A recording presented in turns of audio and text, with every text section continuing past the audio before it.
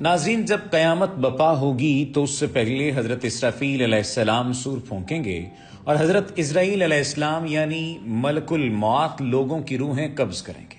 اس دوران شیطان کی روح بھی قبض کی جائے گی اور اس سے اتنی تکلیف پہنچائی جائے گی جتنی دنیا کے تمام انسانوں کو موت کے وقت ہوئی ہوگی۔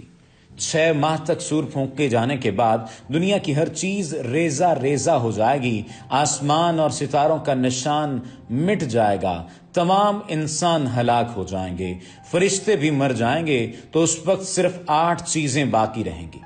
ان 8 چیزوں میں پہلی اللہ تعالیٰ کا عرش، دوسری اللہ کی کرسی، تیسری لوح، چوتھی قلم، 5ویں جنت، 6ٹھی دوزخ، 7ویں سور اور 8ویں چیز جو باقی بچے گی وہ روحیں ہوں گی، لیکن روحوں کو بھی بے خودی ضرور ہوگی۔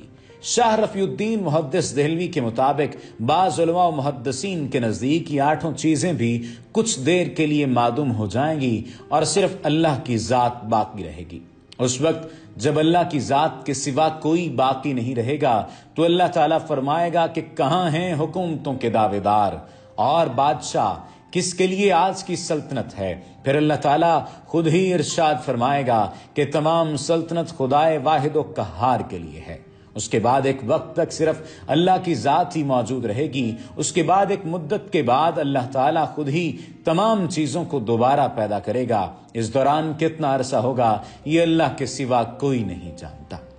زمین اس وقت ایسی نہیں ہوگی کہ اس میں عمارتوں، درختوں، پہاڑوں اور سمندروں وغیرہ کا نشان تک نہیں ہوگا۔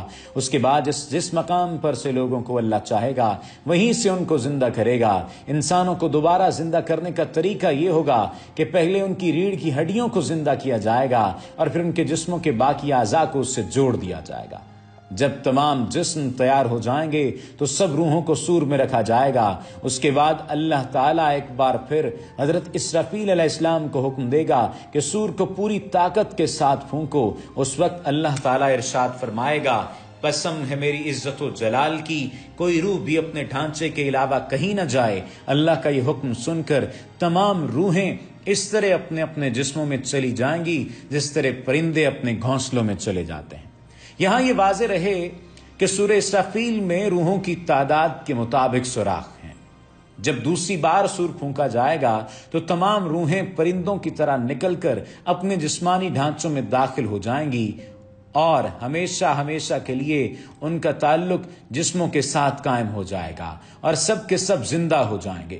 اس کے بعد پھر سور پھونکا جائے گا جس کی وجہ سے زمین پھٹ جائے گی اور لوگوں کو باہر نکال دے گی۔ لوگ گرتے پڑتے سور کی آواز کی طرف دوڑیں گے۔ یہ سور بیت المقدس کے اس مقام پر پھونکا جائے گا جہاں صخرہ کا پتھر ہوا میں معلق ہے۔ جسموں میں روحوں کی آمد اور دوسرے سور کے پھونکے جانے میں 40 سال کا عرصہ گزر جائے گا۔ قبروں سے جب لوگ دوبارہ زندہ ہوں گے تو وہ اسی شکل میں پیدا ہوں گے جس طرح ماں کے پیٹ سے پیدا ہوئے تھے، یعنی ان کے بدن ننگے ہوں گے، ان کا ختنہ نہیں ہوگا اور داڑھی بھی نہیں ہوگی۔ ارشاد خداوندی ہے، جیسا کہ ہم نے اس خلقت کو اول مرتبہ پیدا کیا ہے اسی طرح دوبارہ پیدا کریں گے۔ جب انسان زندہ ہوں گے ان کے سر کے بال اور منہ میں دانت ہوں گے، جبکہ سب لوگ جو دنیا میں جسمانی معذور تھے وہ بھی درست اعضاء کے ساتھ ہوں گے۔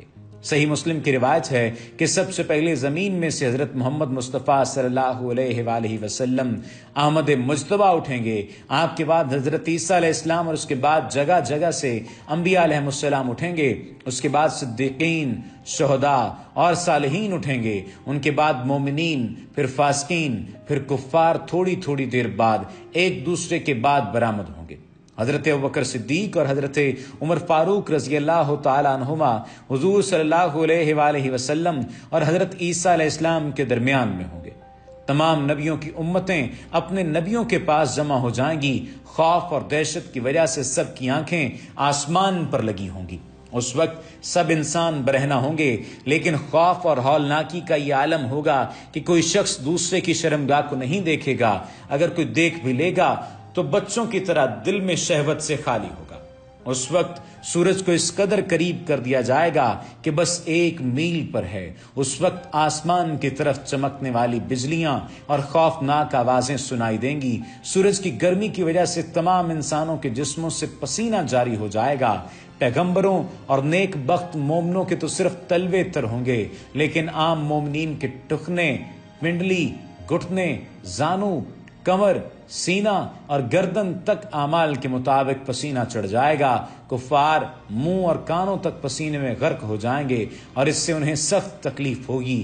بھوک اور پیاس کی وجہ سے لوگ مٹی کھانے لگیں گے اور پیاس بجھانے کی غرض سے حوض کوثر کی طرف جائیں گے۔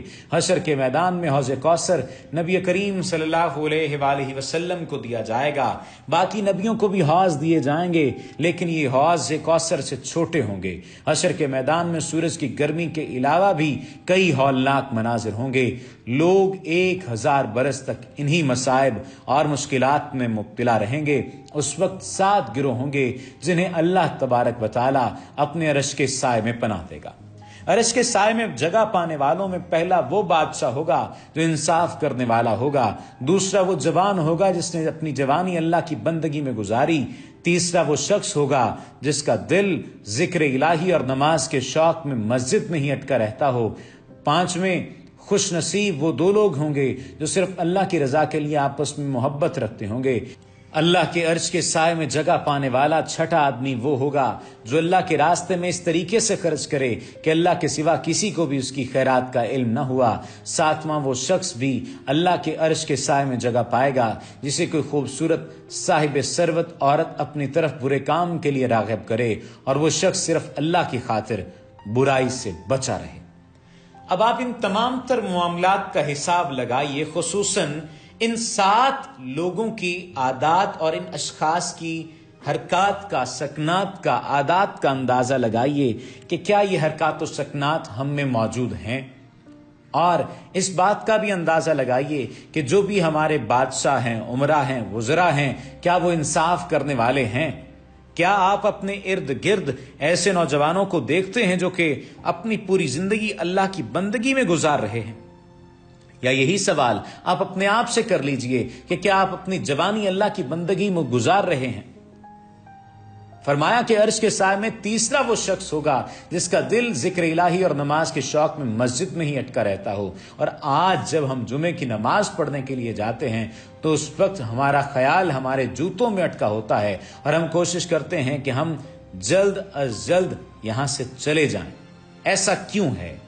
پھر فرمایا کہ چوتھا، پانچواں وہ شخص ہوگا، وہ خوش نصیب 2 لوگ ہوں گے جو صرف اللہ کی رضا کے لیے آپس میں محبت رکھتے ہوں گے، یعنی انہیں کوئی طمع نہیں ہوگا، انہیں کوئی لالچ نہیں ہوگا، انہیں کوئی منافع ایک دوسرے سے نہیں ہوگا سوائے یہی منافع کہ اللہ سبحانہ و تعالیٰ کے لیے وہ ایک دوسرے سے محبت رکھتے ہوں گے۔